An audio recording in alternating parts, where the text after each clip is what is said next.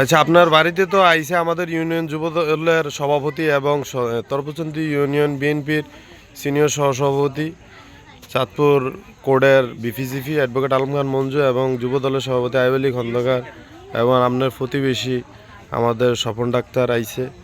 আচ্ছা, আপনার বাড়ি এই যে হঠাৎ অ্যাক্সিডেন্ট হয়েছে, ওখানে আপনার থাকার কোনো ব্যবস্থা আছে না? আমার কোনো মাথা এই করে থাকো না, কোনো বলালে যে থাকো এই কোনো স্থান নাই। এখন আপনি কি ধরনের সুযোগ সুবিধা চান যে আমাদের বিএনপির যারা আইছে? আমাদের মাথা গুঁজা থাকুনের একটা স্থান দরকার, বলালে খাওয়ানো তো তিনটা বাচ্চা আমার চলনের মতন করণ লাগে, বলালে তো খাবার দাওয়ান লাগে, আপনারা দিনে একটু সাহায্য আগে এটা লাগবে বুঝছি নি কথা।